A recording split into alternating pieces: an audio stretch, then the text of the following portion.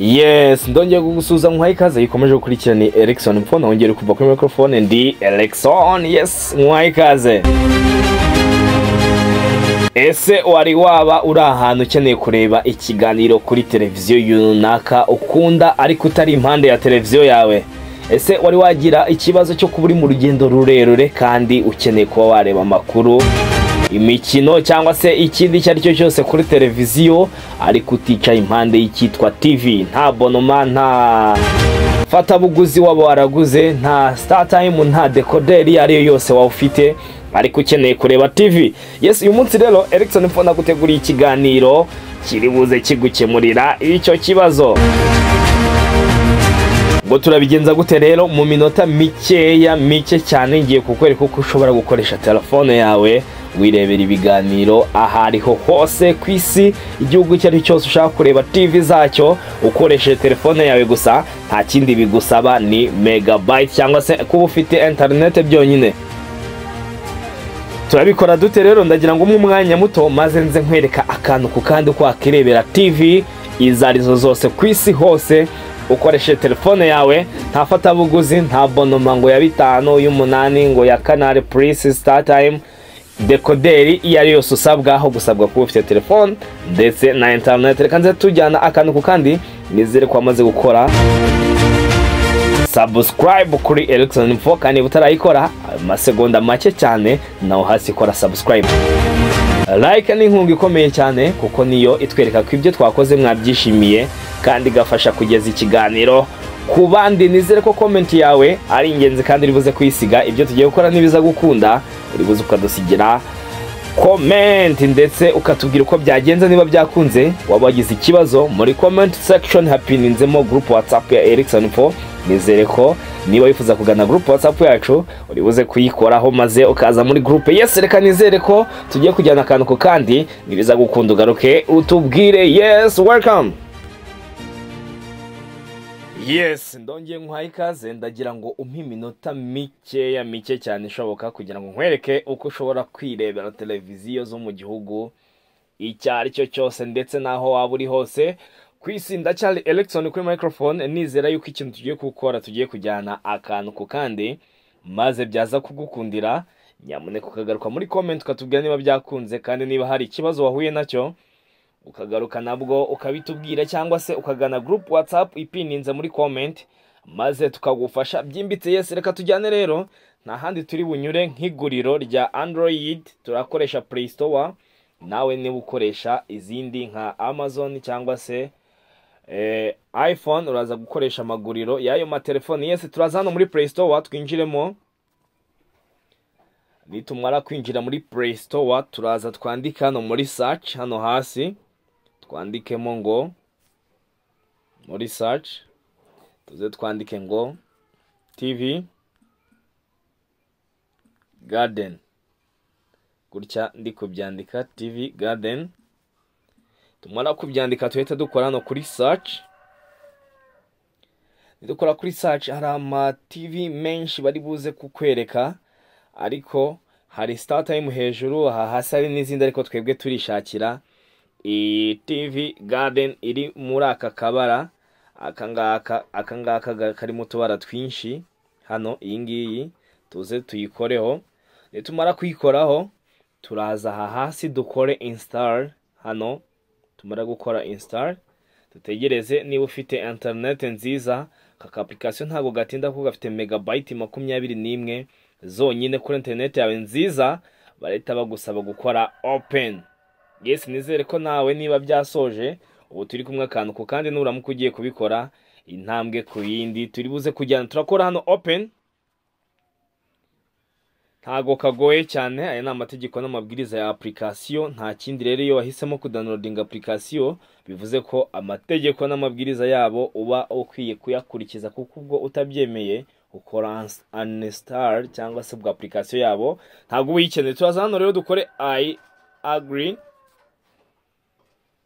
Ntagigoye ngira ngo dukoreshe iminota mike cyane ishoboka.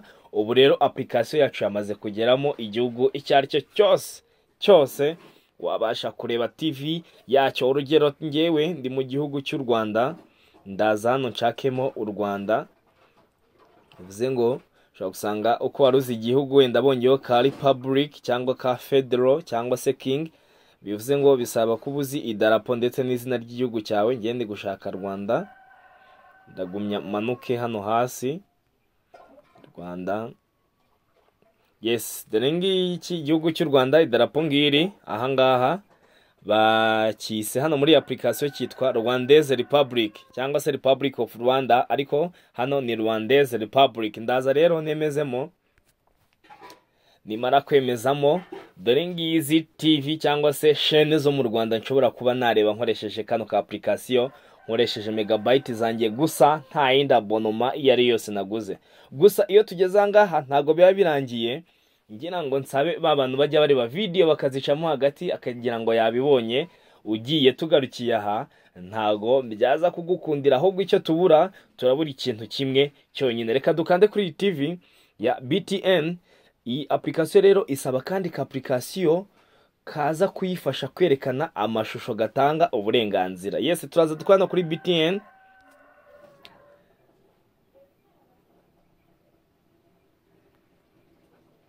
Yes, ubu BTN rero ni aka application koroshye cyane, dore ngiyi BTN tuyirimo. Ahangaha rero ushaka gutambika telefone yawe, uraza ukore hano.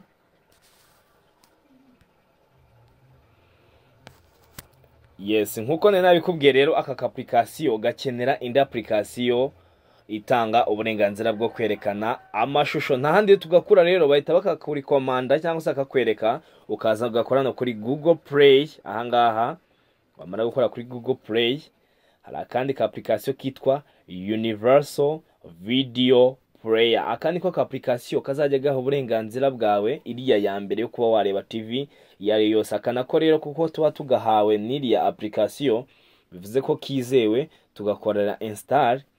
Bundi twamara kugakorera install, nako gafite megabyte 20 kuri internet nziza, amasegonda 3 kaba karangiye. Tugakora open.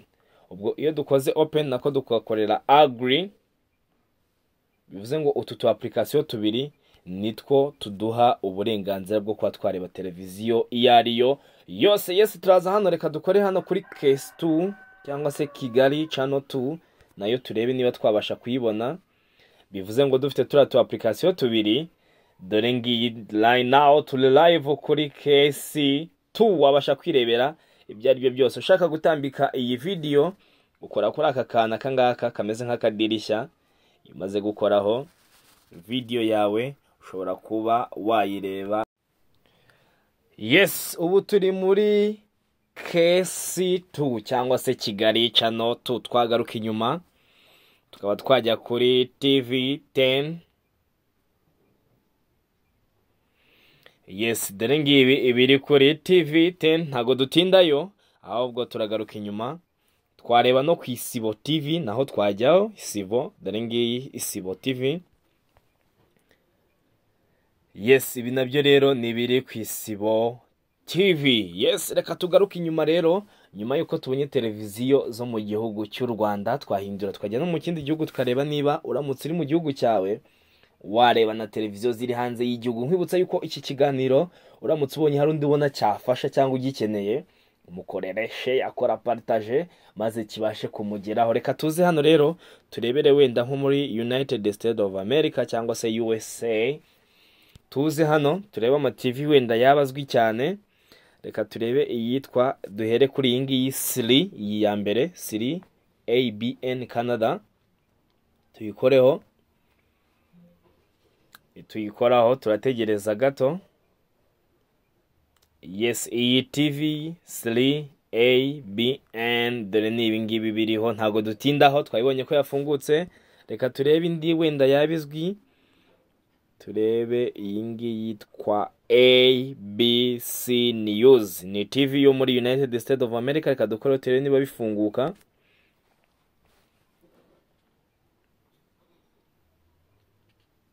Yes, kuri ABC News, dore ngaya amakuru ariho cyangwa se ibirimo biracaho aka kanya. Ndizera yuko iyi channel wamaze kuyikora subscribe niba utarabikora, amasegonda make wabo bisoje. Ikindi nkwibutsa, niba ubikoze bigakunda ibingibi garuka nyamuntu tumenyeshe niba byakunze. Niba ari ikibazo muri comment niho tumenyera uko byagenze. Kandi ikindi niba ukeneye kugana group WhatsApp ya Erikson Info ipininze hasi muri comment section. Reka nizere ko niba byakunze uri buze kubikora bigakunda, kandi niba bitakunze ikibazo cyawe kiremewe muri comment, kandi twanagufashiza muri group WhatsApp y'Isingizwe na Erikson channel yo ni Erikson Info. Reka nizere ko tuzabana no mu bindi biganiro. Yes, ciao.